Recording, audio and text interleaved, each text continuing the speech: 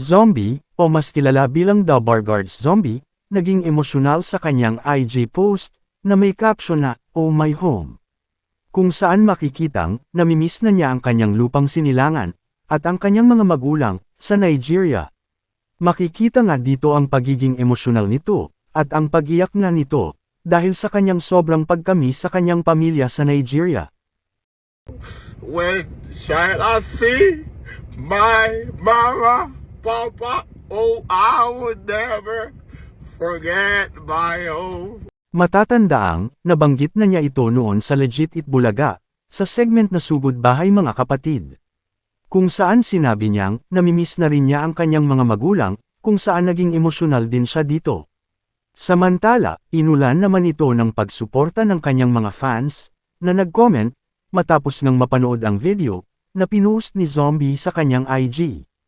Narito ang ilan sa kanila.